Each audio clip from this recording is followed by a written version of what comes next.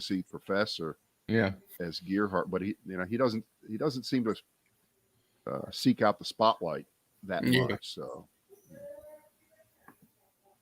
All right, we're live. I'm sharing everything right now. okay, Joe, we throw this onto YouTube and Facebook and all this stuff. All of the platforms at the same time. So multi-platform people can ignore us.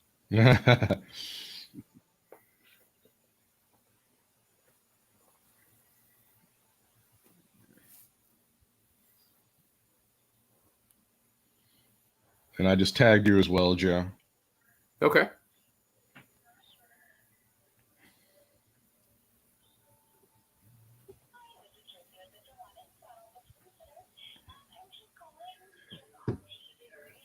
Hold on a second, guys. Hi there. How you doing? Okay, I'm kind of on another call here, but they've been trying to reach him about his car's extended warranty. Everything's fine. We did take him to the vet the next day just to make sure there was no infection. But he's just fine. So thanks. Oh, thank you so much. Okay. I appreciate it. We'll see you in a couple months. Okay. Thanks. So,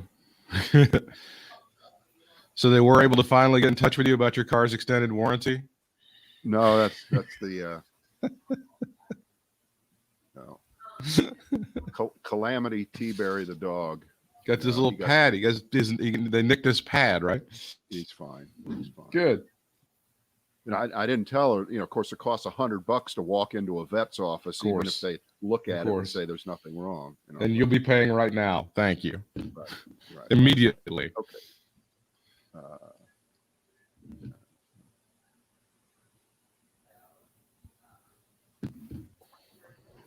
I cannot silence the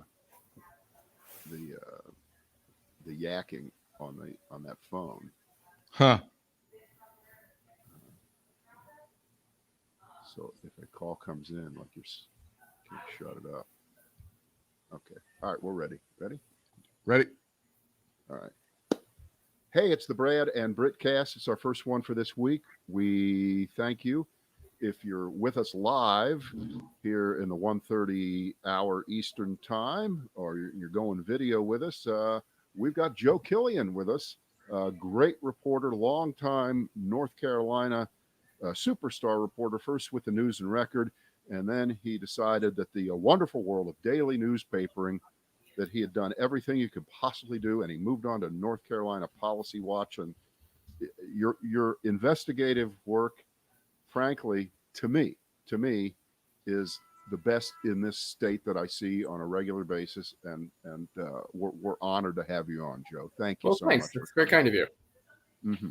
Now, a piece ran in the News and Record on Sunday that you had written for North Carolina Policy Watch a week or so ago, that kind of adds on to not just the national movement, but certainly one in this state of Republican control, Republican undermining of institutions, all kinds of cute, clever ways they have of doing it. And we've seen with the University of North Carolina system all kinds of moves recently.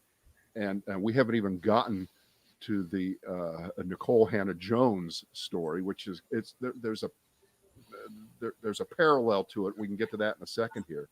But tell folks who Eric Mueller is and why you spent time writing about what is happening to him. Who is Eric Mueller? Sure. Well, Eric Mueller is a law school professor at UNC Chapel Hill. He is renowned and well regarded for his law expertise and constitutional law and many other things.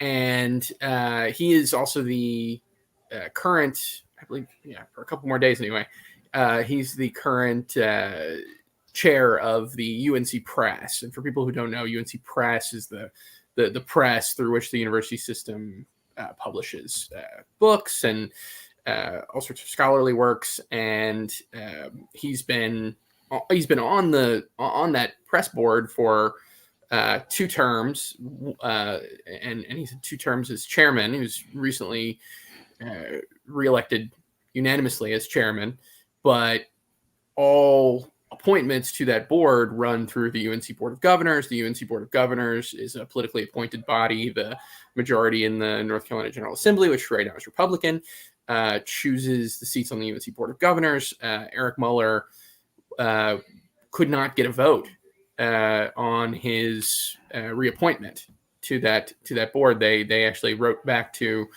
Chancellor Kevin Guskowitz at UNC Chapel Hill and said, select someone else, but not Eric Muller.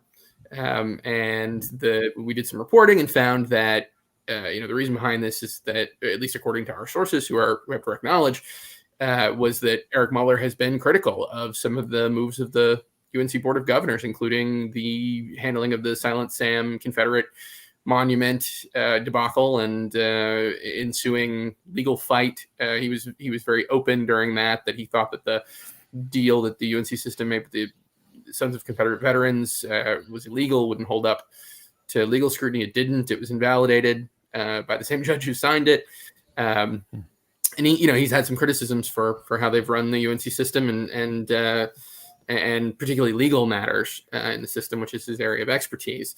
So another person on the board was going into their 3rd term, and they were reappointed.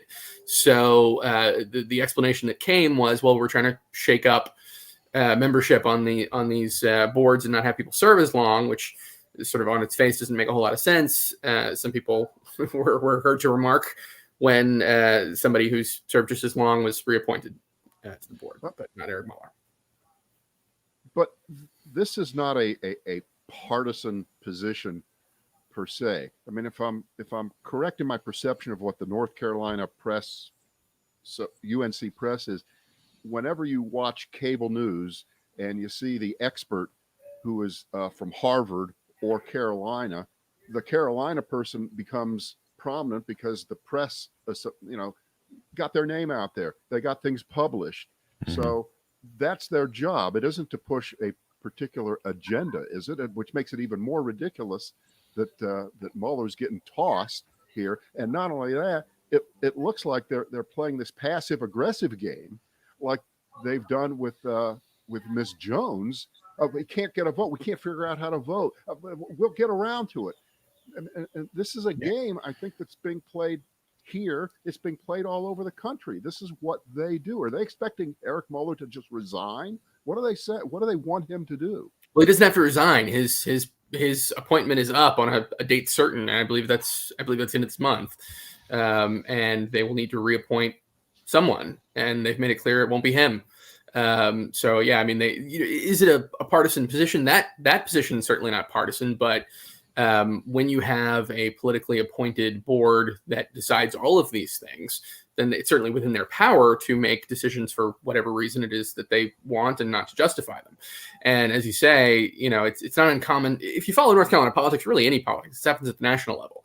It's not uncommon for them to engineer a way for them to get the thing that they want without voting.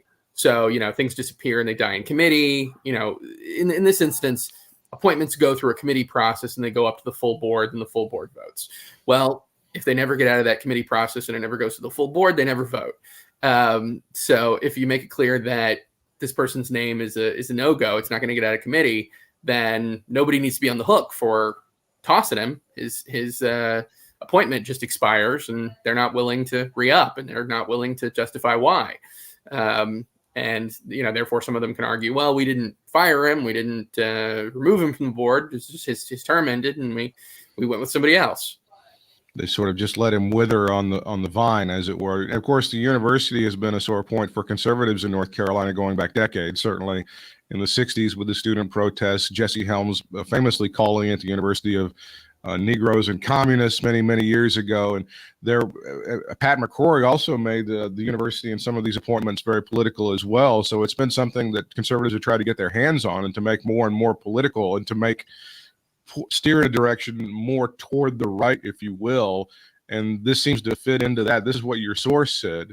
He recently, talking about Mueller, has been outspoken on the Nicole Hannah-Jones tenure issue in his role on the faculty executive committee at Chapel Hill. The decision was already made to get rid of him by then, but this is the kind of thing they don't want someone in the UNC press role speaking out about. Just strip him of that, and he'll either learn to shut up, or the next person in that position will think twice about speaking out against them. So this is about really silencing criticism, right, Joe? I mean, certainly that's the way that person sees it, and I think that Eric Muller's feeling that way as well. You know, I mean, what we're really talking about here is this project? I'm sorry, is this you know, particular appointment, and are these boards subject to political realities that other things, you know, to which other things are subject? So you know, and that goes from the top down, right? I mean, if the North Carolina General Assembly chooses all of the members of the Board of Governors, and we had for years a Board of Governors that had not a single Democrat on it, and now we have a board that has one Democrat on it. It's a Democrat who has sided with Republicans so often as a lawmaker that he lost his Democratic primary for his seat and is out of office now and sort of reviled by a lot of Democrats in the area that he served. You know, that doesn't happen by accident. You know, you can't accidentally appoint all the people on the board as being a member of a certain party or unaffiliated, but with close ties to the political right. That is the strategy. And the Board of Governors, and well, it used to be that the Board of Governors and the governor would appoint members of boards of trustees of individual universities. They changed that to take the governor completely out of the process when Pat McCrory, Republican, lost the governor's mansion last time and a Democrat was coming in. So now it's just Republicans who are doing that. So these boards look more male, more white, more conservative than any of these campuses are. And that is also not an accident. And so what we're seeing now is it's sort of going down another level, right? I mean, the politics has been obvious and documentable at these higher levels for years, and we've all written about it. I've written about it. The News Observer's written about it. The Chronicle of Higher Education has written about it. It's been written about to death. Everybody knows that's a political reality at the top levels. What we're talking about now are smaller boards. We're talking about boards of trustees. We're talking about the UNC Press Board. We're talking about who gets tenure and who doesn't. Should those things be political? Well, I mean, there are some people who feel, I mean, when you look at the makeup of the UNC Board of Governors, there are a lot of former Republican lawmakers. There are a lot of former and current Republican lobbyists. There are people who make their living in politics, and their feeling is, why in the world would we have people in these positions of authority, you know, even if it's just chair of the UNC Press, you know, Board of Governors, which most people don't have any sense of what they do. But why would we have anybody in a position like that who criticizes us, who's, you know, some threat to us? You know, why give them any position from which to criticize us if, you know, if there's not somebody who's on the team who can be in that position? Why have that position?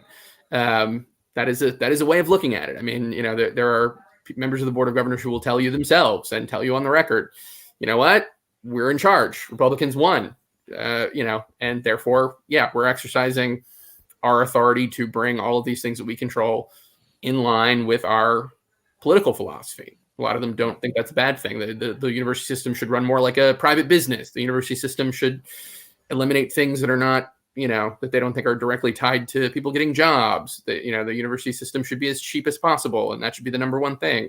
You know, I mean, it's, you know, there are a lot of sort of political philosophy things to go through when you're deciding how to run a system. Right. So Joe, these folks who are making these decisions and crushing the traditional soul of the university, pissing off faculty members and students alike. Not all of them. I'm sure, you know, there's always some who this is a great idea. It's a long time coming. I've been a conservative here at UNC. I've had to shut up for 40. Now I finally get to be myself. I know there's always a few of those.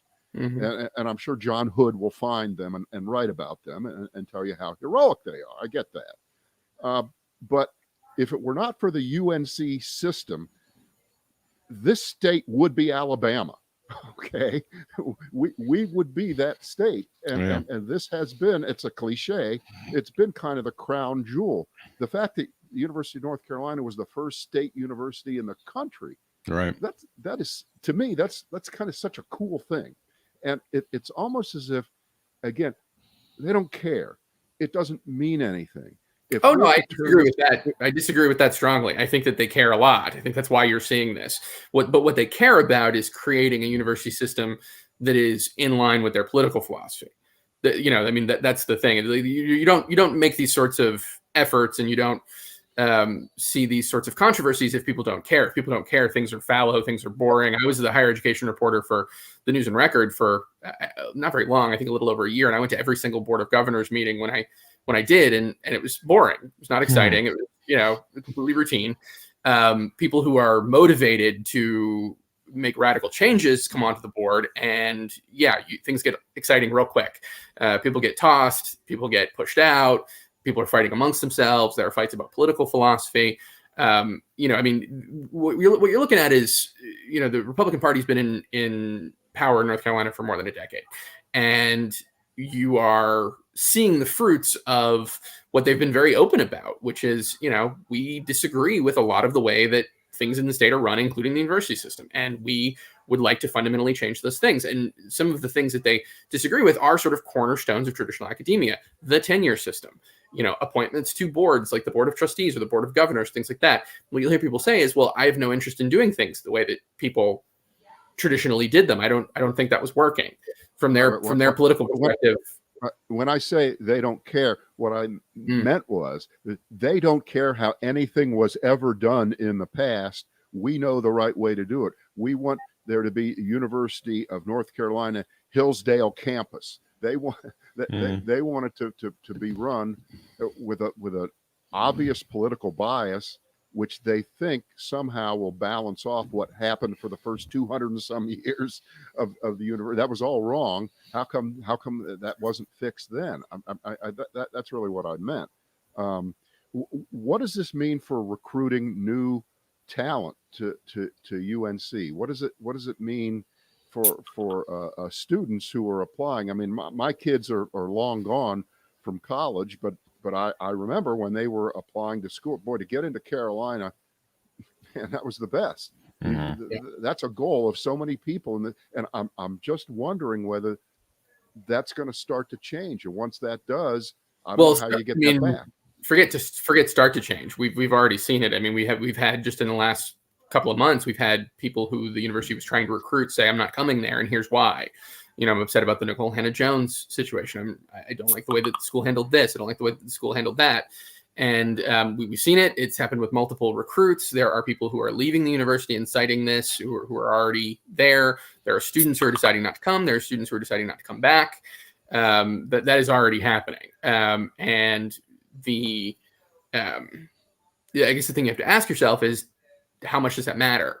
And, is that a bad thing? There are people, including members of the Board of Governors, who will say, if these people want to leave because they don't like the direction of the school or they don't like the decisions that we've made, let them leave. We don't want them here anyway. There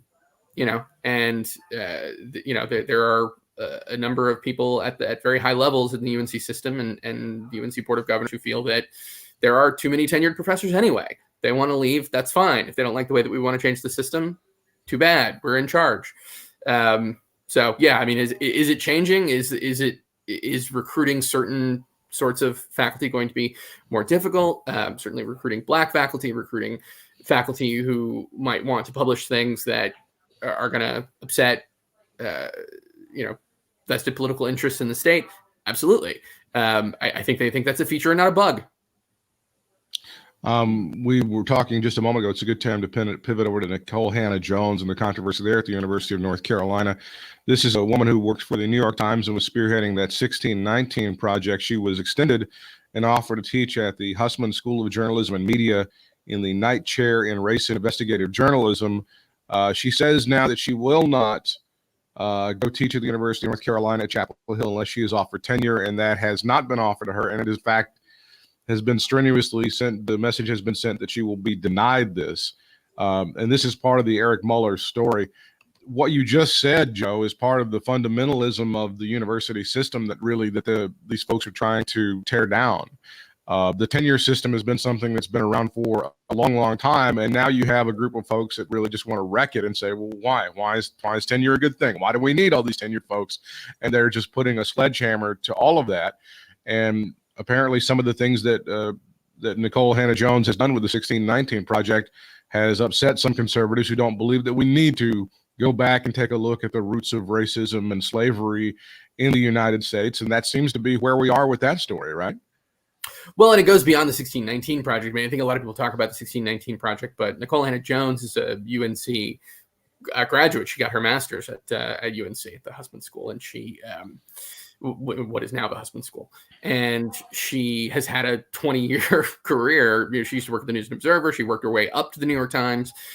She's won, not just the Pulitzer that she won for the 1619 Project. Before that, she was a MacArthur Genius Grant Award winner. She won the Peabody. She won the Polk Award. She's sort of done it all in our industry. And these night chairs are supposed to bring in media professionals into the academic setting. It's what they're designed to do. They courted her for that. The previous night chairs at UNC going back to the early 80s have all been tenured. That was the assumption when she, started talking to them about the job. And we've really nobody can point to an instance that I've seen where it went through that strenuous tenure process. There's a tenure committee, there's a departmental committee, there are people outside who weigh in. That she came and guest taught classes. She had the support of the chancellor, the support of the provost. It goes all the way up to the BOT level, and they just didn't hold a vote. It just never got out of committee. And, there are people on the board who've said, it was political. There are people who are saying, well, we're not going to be a rubber stamp. That's fine. Others say, don't rubber stamp it. Have the conversation and have a vote, but do your jobs. Don't, kill this in committee quietly and do it with handshakes behind closed doors. That sounds like a filibuster to me. Mm-hmm. Well, I mean, it's interesting because it's, for people who are, I'm not primarily a higher education reporter. I've done some of that in my career, but the bulk of my reporting career has been politics in some way, one way or another, municipal politics, state politics. I've covered congressional races and conventions and things. And what you see here is stuff that's very, very common in politics making its way into academia. The idea that you wouldn't have a vote, that it wouldn't happen, not that there would be a vote and she would lose it or she wouldn't be given tenure, but that there just wouldn't be a vote, that quietly nobody would have to put themselves on record because it would never come to them. They don't have to have a conversation about her qualifications. They don't have to have a conversation about what, if anything, they objected to in her application. It just never happens. That's something that happens constantly in Raleigh at the NCGA. It happens in Washington, in the House and the Senate. It even happens at the city council level. Sometimes they just, avoid a political fight by not having it and deciding these things behind closed doors. That's less common in academia. And as academia becomes more politicized, you see this stuff more. But like I said, look at the people who are running the board of governors. Look at many of the people who are on boards of trustees. These are political people. These are former lawmakers. These are people who are current GOP lobbyists. These are people who are political activists. And so, this process gets politicized. And there are folks within the UNC community who are now saying that this is just part of the systemic racism and the way that people of color have been treated historically at the University of North Carolina. They see this as fitting into that narrative, and they're protesting based on that and say that this sort of stuff just does not seem to happen to white folks in a lot of situations, Joe. So as we are trying to examine systemic racism throughout society, this is one more brick in the wall for these people. They're proving the point. Yeah. The point is being proven right in real time, isn't it? Well, I think, I do think that does this sort of thing, this exact sort of thing happen to white people? Well, Eric Muller is white. Gene Nickel is white. There are a number of people who are white who have been on the receiving end of, political attacks or, politicized decision making when it comes to the UNC system. But people absolutely have a point that there's such a dearth of people who are tenured professors who are not white at UNC Chapel Hill, across the UNC system. They're also underrepresented on boards of trustees, underrepresented on the board of governors. They're underrepresented in the NCGA. And so, it's very difficult not to see something like this as part of that, particularly because the previous night chairs were white and we didn't see conversations about, needing to be extra checks on whether or not they got tenure. Yeah, I don't know if the board of governors, I don't know if their strongest argument is, hey, we're screwing white people too. I don't know if that's. Well, I don't think they're making that argument, but I certainly think they could. Yeah. I don't know if that's it, but that may be something they may go to at some point. Yeah. Good luck. Joe, I want to talk about, critical race theory, which as it's being presented by the right and Fox News and the usual suspects, is indoctrinating your children to feel guilty that they were born white because they or their ancestors have been oppressing Black people for hundreds of years, will not give them a chance. The system needs to be torn down, and we need Karl Marx's great grandson to run the country. It's a commie plot, which of course is 1,000 miles away from what this is all about. It's a theory that's been around, for I guess 40 years. Derek Bell of Harvard, the professor, wrote about it. And I don't think it's ever been an actual course. I don't recall. I mean, I went to college a long time ago. I don't think you guys, you're younger than me. There wasn't critical race theory 101, No. but I find it really, really interesting and not coincidental at all. Yeah, well, it's I mean, the funny thing about all of this, the strange thing is that what is happening here in terms of strategy is being played out publicly and pretty nakedly. There's a guy named Chris Rufo, who's a fellow at the Manhattan Institute. And, on March 15th, he publicly on Twitter tweeted the following thing about the right's efforts as regards critical race theory. He said, "We have successfully frozen their brand, critical race theory, into the public conversation and are steadily driving up negative perceptions. We will eventually turn it toxic as we put all of the various cultural insanities under that brand category. The goal is to have the public read something crazy in the newspaper and immediately think critical race theory. Right. We have decodified the term and will recodify it to annex the entire range of cultural constructions that are unpopular with Americans." So, I mean, I like that kind of candor. I like it when a lot of the people who are driving this stuff just say, "Here's what we're doing."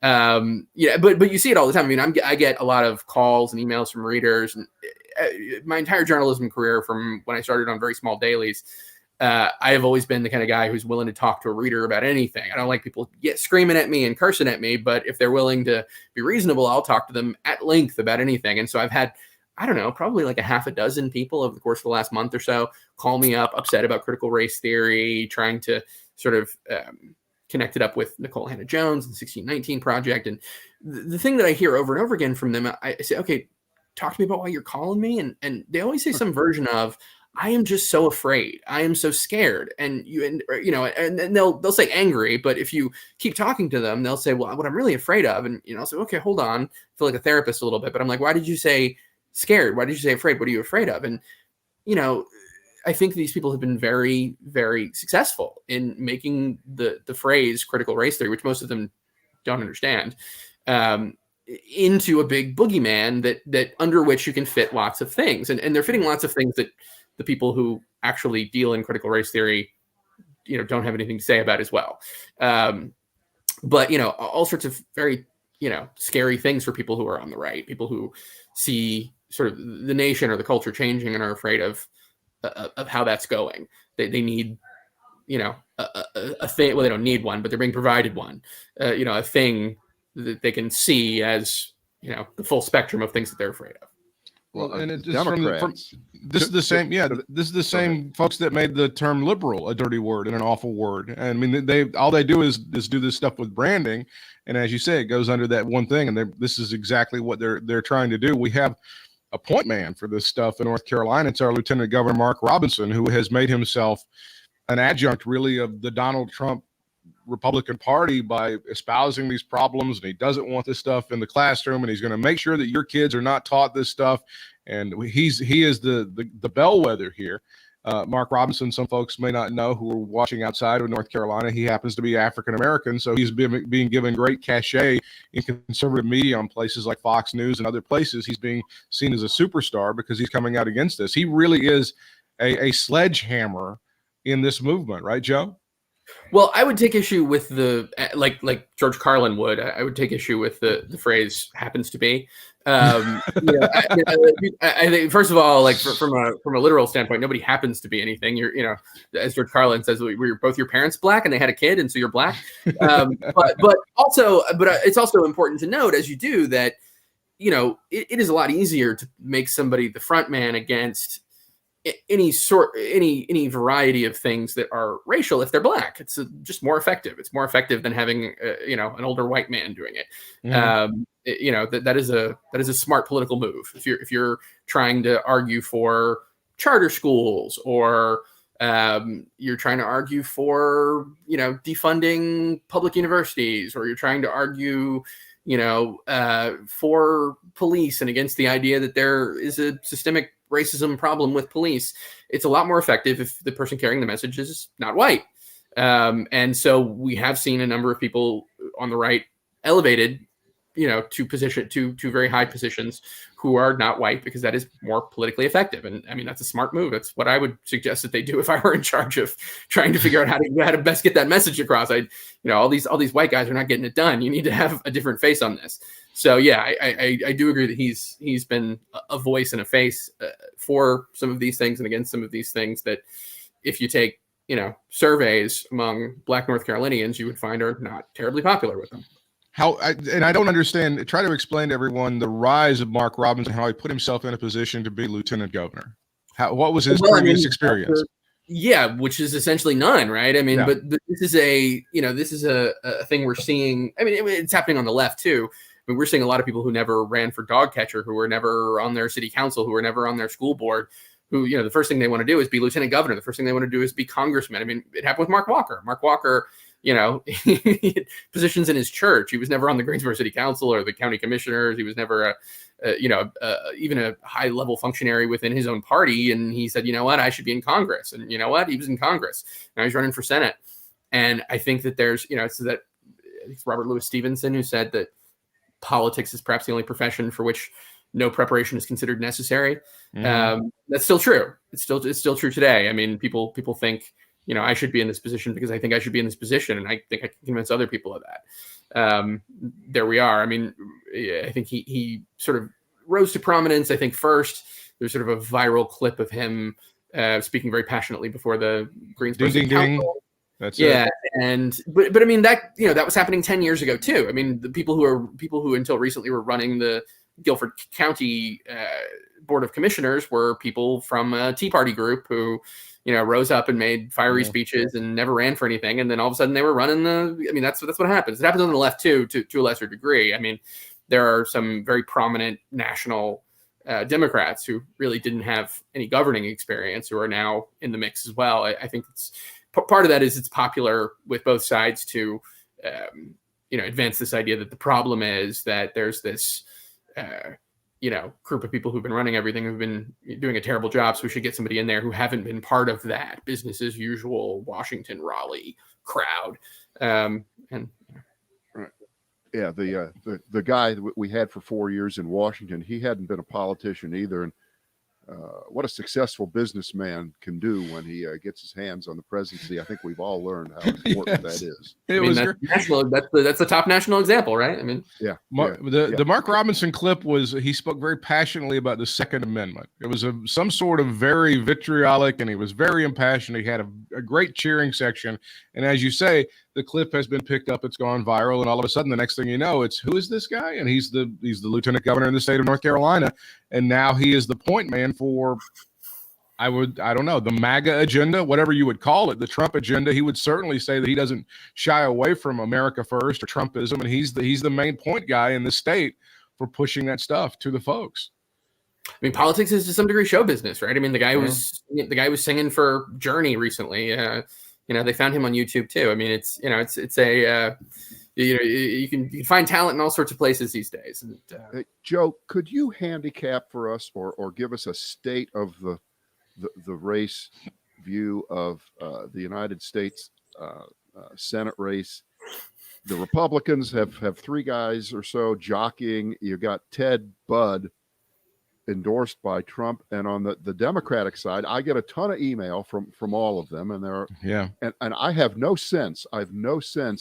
If there's a front runner, or if anybody's paying attention yet, or whether we're so all exhausted, or we're just so excited to not have to wear masks if we've been vaccinated.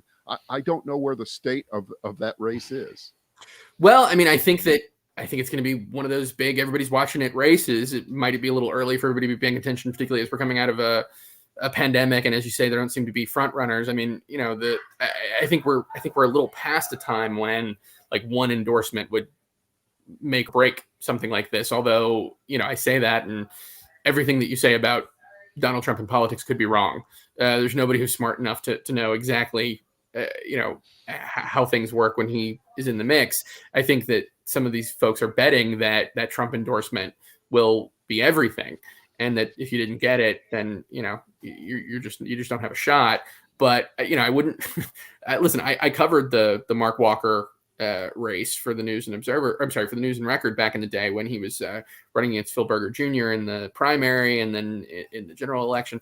And I think people counted him out early and came to regret that. And I think that in the same way, Pat McCrory didn't get that Trump endorsement that he wanted, but he's painting himself as, more of a Trump ally than the gentleman who did. And so, some of them are, I think to some degree, they're falling all over themselves to try to paint themselves as the most Trump of the folks on the right.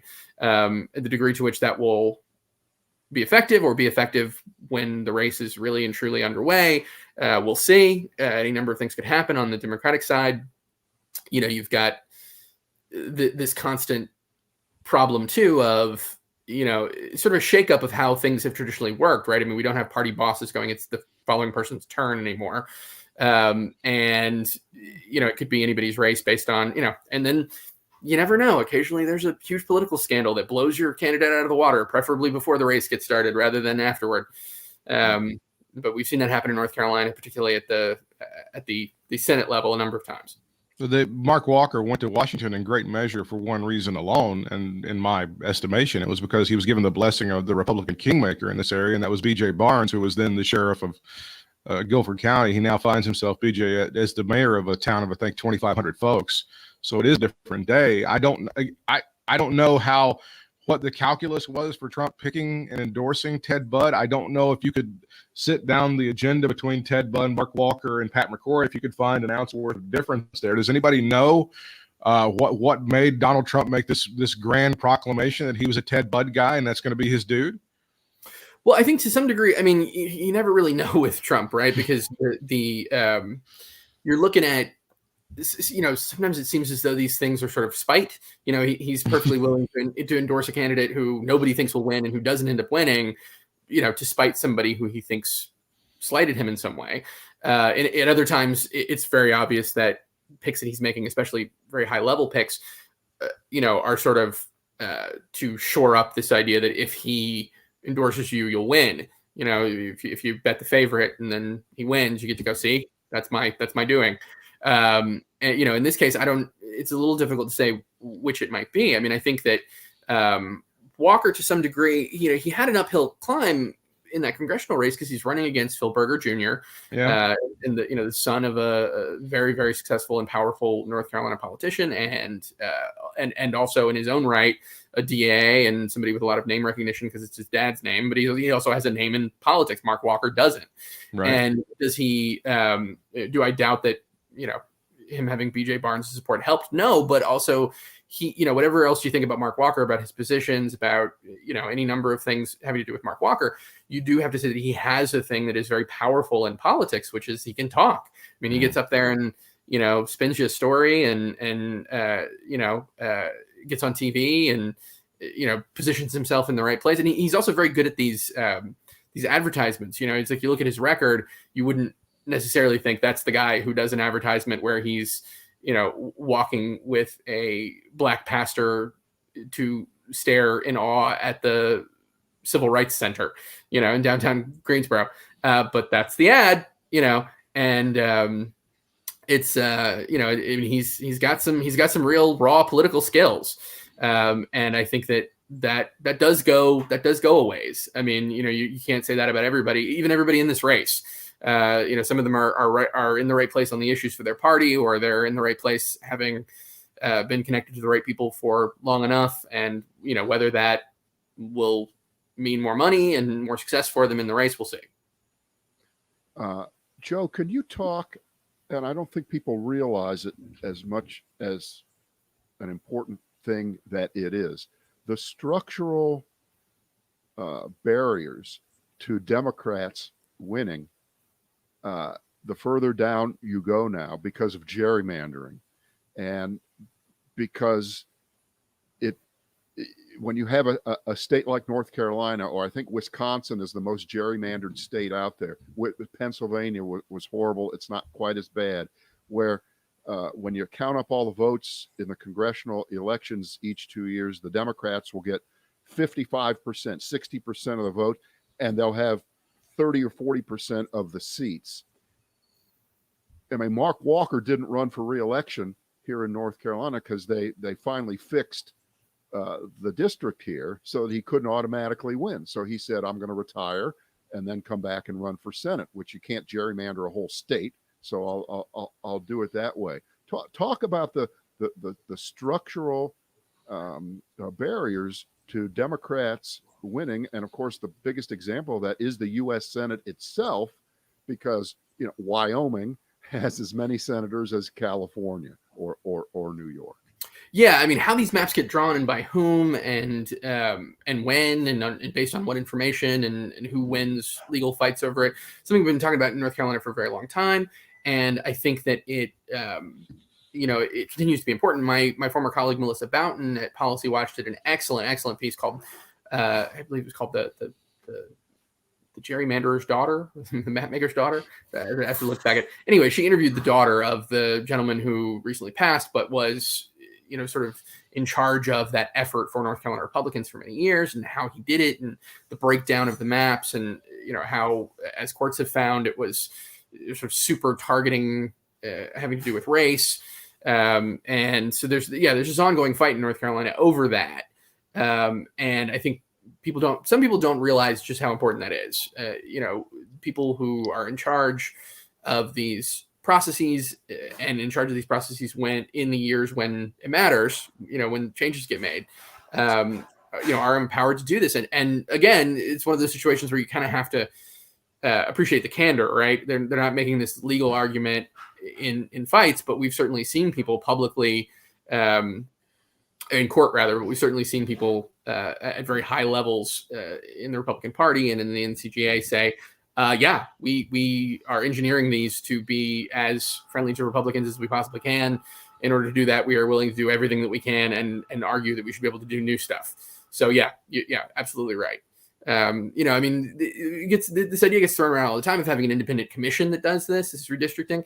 And this was very big among Republicans when they were not in power, by the way. They were very, very hot on this. And these days, some of those same folks, not so much with the, nonpartisan, bipartisan commission to do this. I think we're doing okay. Well, in your estimation, and I'm kind of asking for an opinion here from you, take off the reporter hat. Why do you think the Republicans have been ineffective at really tagging Roy Cooper and getting anything to stick to that guy? He has been able for a while now to kind of do what he needs to do. He's been a fairly popular governor in very partisan times. Why do you think they haven't been able to effectively mount successful campaigns to just make things stick to that guy? Well, I think to some degree you have to have a thing that sticks. I mean, that is helpful.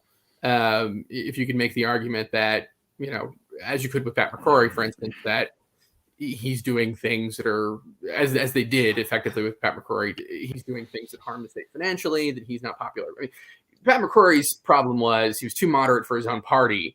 When he came in, he was, not as far to the right as some of the folks at the NCGA would have liked him, Republicans, too far to the right for Democrats, so he didn't really have anywhere to go. He was literally fighting legal battles with his own party while he was fighting battles with Democrats. And Roy Cooper just doesn't have that problem. I mean, are there people who think he's too moderate on things? Sure.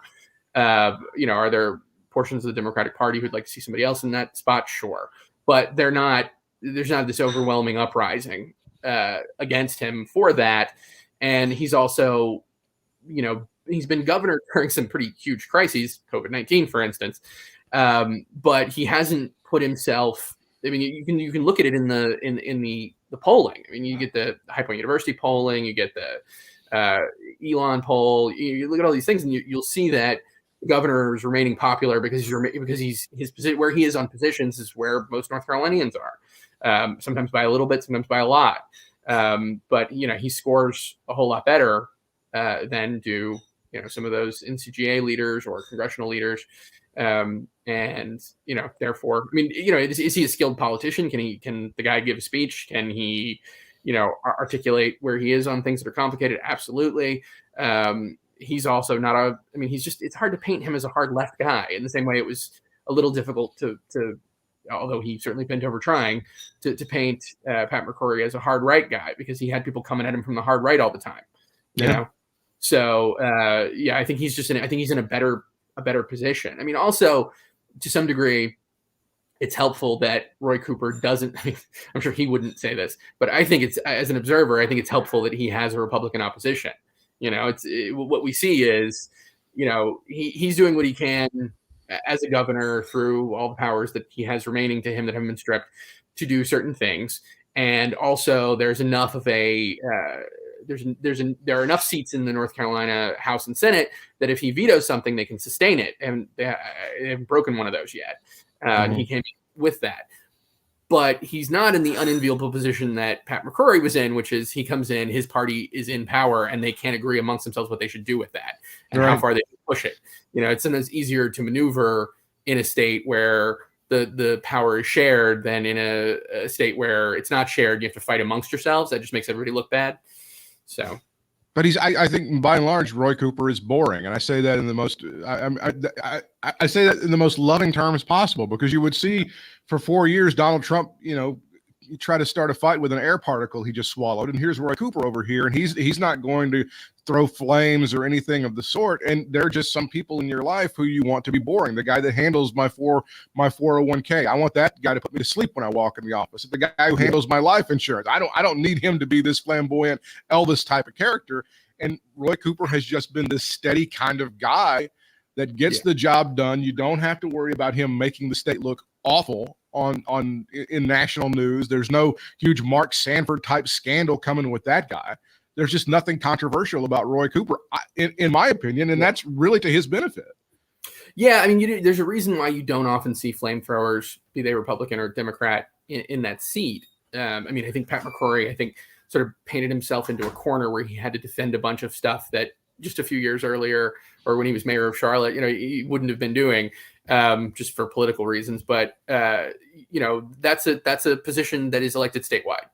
You don't have to appeal to Carteret County. You don't have to appeal to Guilford County or Wake County or Durham. You have to appeal to the whole state. And a centrist Democrat will have an easier time doing that than somebody who is farther left, and a centrist Republican will have an easier time doing that than somebody who's really farther right. Right. Well, McCrory was mayor of Charlotte when I was on the radio in Charlotte the first time, 1999, 2000. And remember, he was a Republican mayor, a popular Republican mayor who kept getting reelected in Democratic Charlotte. So he really did have something going on, and I guess he kind of lost it. Can we end on something that's positive piece of news today? It was at the top of the New York Times late this morning that it looks like it may very well be possible that the vaccines may have long-term effectiveness. No boosters, all kinds of. Meantime, here in North Carolina, I think we're 12th from the bottom in the number of people percentage-wise who have been vaccinated. We're not all the way at the bottom, but we're darn close. So when they talk about the southern states, we don't get included in it. We probably should be. How have we done? Have we done as much as we can? Or have we reached critical mass where the people who have not been vaccinated and don't want to be vaccinated, doggone it, they're not going to be vaccinated? Or is there any trick that we haven't thought of? We've tried bribery. We've tried cajoling. We've tried begging. We've tried bringing in a president of the United States. What is left? Well, I think you sort of lay it out well there, right? What can we try? We have a lottery. We're having, businesses are giving things away if you get vaccinated. Short of mandating it, which I don't think we can do with this particular one. I come from a military background. My dad was a career Marine. My grandfathers were in the Navy. They had to get vaccinated constantly for everything, particularly if they were going overseas. My dad, who's retired now, was a little shocked to hear that there was a real low level of adoption among the United States Marine Corps. It's been politicized, and they have a choice because this is not something it was an emergency approval by the FDA. So, we're giving people choices, and he just thought, number one, would I ever choose not to get vaccinated against something like this? No, I wouldn't. I didn't, even though I'm retired. And also, it's just not something that I thought about during my military career. Once you politicize something to this degree, it's very difficult to make arguments to people based on reason and get them to listen. It's very difficult to, they say the most effective thing is knowing somebody. If you know somebody who got sick and you saw them go through it, it becomes more real to you. If you saw somebody have really negative consequences, unfortunately, it also works the other way. I've certainly seen people who got COVID, got sick, got over it, and went, see, don't need a vaccine. And have had people, agree with that assessment as well. So yeah, I got vaccinated as soon as I could. So did my wife. So did basically everybody in my family. And we'd all like to get back to some semblance of normal. But I think one of the things that this pandemic has really exposed is this idea that people are, if you give them the opportunity, that they'll all pull together in one direction. Well, if you politicize something like this, even something like getting vaccinated is, and unfortunately, I think we also forget, we're making it all about COVID-19, but there was a strong strain of anti-vax sentiment in this country before that. I don't personally have kids, but I have people in my family and in my circle of friends who have kids who've been worried about mumps and things coming back, and right. All sorts of instances where, we're seeing diseases we shouldn't be seeing because people were not willing to vaccinate their kids. I know people who live in Oregon and parts of Washington who are upset because they couldn't even get fluoride in the water there, because people were, it's like the tinfoil hat brigade who thinks it's going to control their thoughts, get together with the foodies who don't want it to affect their craft beer. And all of a sudden, no fluoride in the water. Forget vaccinations. So there is that strain always in the American character. And also we have a number of historical things we could look to, not just, the 19, not just the 1913, 1918, but also, one of the things that was really struck me is I finally got around to reading that Ron Chernow book, Hamilton, that the Lin-Manuel Miranda ended up basing the musical on. Right. And in there's this thing that didn't make its way into the musical, but this yellow fever descended on the country, right? And it's killing people, and it's just this terrible plague, and people don't know what to do with it. And Hamilton and his family got sick, and the conventional medical wisdom at the time was to do X thing, and it was not working. And they talked to another doctor who had seen this kind of thing in the Caribbean and had this whole other method of, here's what I think you should be doing. And they went that way and they got better. And so he and his family became kind of like, evangelical about this new, here's what you should be doing.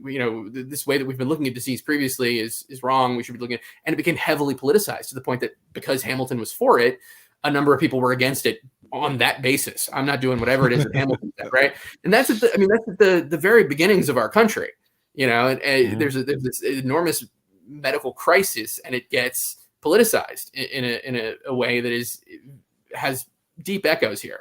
So, I think sometimes some people find that depressing to hear that that this has been with us always, and it's not, but I actually find it a little comforting that we're not especially cursed to be living in this time. I think people see things and they go like, oh God, this is the worst it's ever been. And you're like, well, actually this is about how it's been, for a very, very long time. It's just, we have the internet now. Yeah. All right. Well, Joe, we really greatly appreciate you spending some time with us today here. We covered a lot of ground. And I'll say it again. I think you're the best. I really Thanks, think man. you're the best. And we Do your appreciate the good work. Appreciate you having me. Do your plugs, where people can find you on social media and where people can find your work and check you out. Sure. I write for NC Policy Watch. That's ncpolicywatch.com. You can follow me on Twitter at Joe Killian, JoeKillian PW for Policy Watch, Joe Killian PW.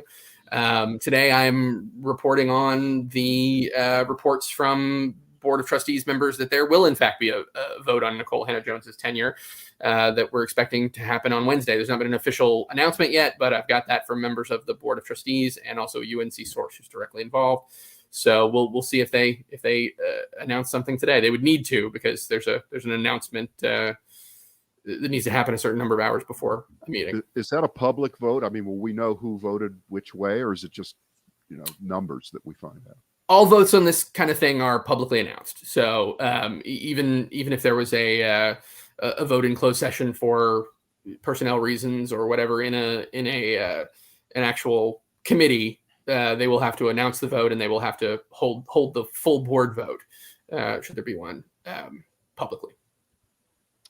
All right, Joe, take care. Best to your family. Good Thanks. to see that they got vaccinated there early on. What have you done in the last few months that you didn't think a year ago you'd be able to do? Have you been to any concerts? Or you've been to any sporting events? You've done anything? I haven't been to any concerts or sporting events, but my wife and I had our 12th anniversary over the weekend, and we went to our favorite restaurant and ate on the patio. Nice. And that was, we've just begun being outside and eating at a restaurant again. We've been very slow. I mean, I have some lung problems of my own. My wife had some problems with blood clots in her lungs. So our doctors were both, very, very frank with us about how serious it would be if we caught this. So we've been very, very careful for more than a year. So yeah, like just eating dinner on a patio with my wife has been remarkable.